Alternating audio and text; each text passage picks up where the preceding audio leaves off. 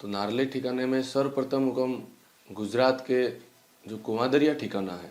कुमादरिया ठिकाना से महाराणा अमर सिंह जी ने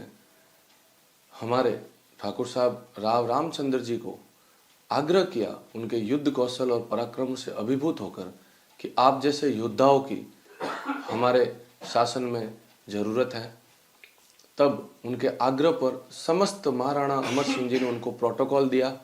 और प्रोटोकॉल सहित अपने शाही लवाजमे से संवत 1671 में नारले ठिकाने पधारे और महाराणा प्रताप सिंह जी के युद्ध में वह काम आए और एक योद्धा की तरह वो युद्ध लड़े। उनके बाद हुक्म संवत 1856 में ठाकुर साहब बाघ सिंह जी पधारे और ठाकुर साहब बाघ सिंह जी को ठिकाना खाम की मादड़ी तांबा पत्र पर जागीरी व ठकुराई प्रदान की गई। महाराणा द्वारा वह राणा की पदवी धारण करवाई गई, जो आज हमारे राव सिरदारों के जो राणा की पदवी जो है वह मूल रूप से गोत्र में परिणित हो गई और आज हम ठिकाना नारले में राणा कुल गौरवान्वित हैं। राणावत सिरदार जो हैं वो राव सिरदारों के नाम से यहाँ जाने व पहचाने जाते हैं। ठाकुर साहब बाघ सिंह जी जो बहुत ही पराक्रमी व एक कुशल योद्धा थे, पूरा डिफेंस महकमा उदयपुर के महाराणा का हमारे राव सिरदारों के पास में था। वो वहाँ की जागीरी पर उन्होंने शासन किया, वहाँ से आय प्राप्त की, राज्य में भी देते थे, खुद भी प्राप्त करते थे। जब नारले ठिकाना मारवाड़ के अधीन हो गया तो हुक्म मेरे 4 ग्रैंडफादर जो मेरे दादोशा हैं अर्जुन सिंह जी, उनके पिताश्री ठाकुर साहब जालम सिंह जी, जो कि जोधपुर हिज हजाइनेस के बहुत ही प्रिय थे और उनके विश्वास पात्र थे, इसलिए वो नारले रावले के मुख्य कामदार के पद पर सुशोभित रहे और उनके पास में सारे एडमिनिस्ट्रेटिव पावर्स जो थे वो सत्ता के अधीन रहते हुए जनता के ऊपर प्रयोग करते थे और प्रजा का विश्वास जीता हुआ था, इसलिए वो राजा के विशेष सलाहकार और विश्वास पात्र रहे। हमारी जो पीढ़ियाँ थी हुक्म जो स्टेट जोधपुर के अंतर्गत थी, तो हमारे आय का साधन हमारे हुक्म यहाँ पे नारले ठिकाने में 2400 से 2500 बीघा की जागीरी थी और उस जागीरी से जो आय प्राप्त होती थी उस पर हमारी पीढ़ियाँ आश्रित थी, निवासरत थी और इस प्रकार से हमारा परिवार आय अर्जित करता था। नारले ठिकाना जो राव सिरदारों का सोना नविश ठिकाना वह हस्तीबंद ठिकाना कहलाया। ये हुक्म हमारे राव सिरदारों के ठाकुर साहब थे बाघ सिंह जी बावजी, ये इनकी छतरी बनी हुई है जो स्टेट टाइम में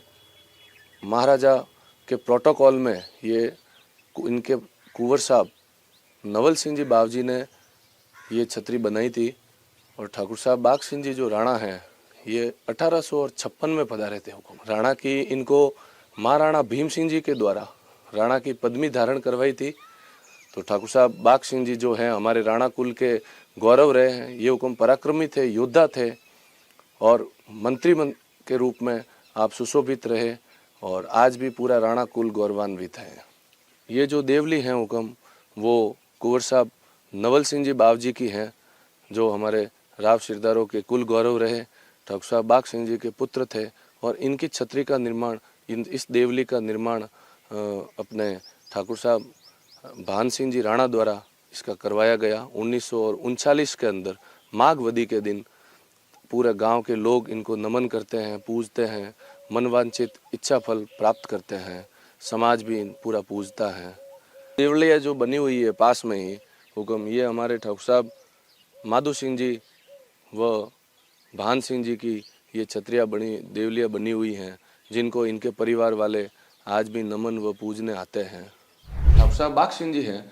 उनके ज्येष्ठ पुत्र थे फतेह सिंह जी, उन्हीं के परिवार की वंश परंपरा में चलते हुए ठाकुर साहब मान सिंह जी जो थे वो चौपासनी जोधपुर ही उनकी शिक्षा दीक्षा हुई। मेजर शैतान सिंह जी भाटी साहब के साथ में सहपाठी रहे, उनके अच्छे मित्र रहे और 1962 का वॉर जो भारत और चीन के साथ हुआ था उसमें मेजर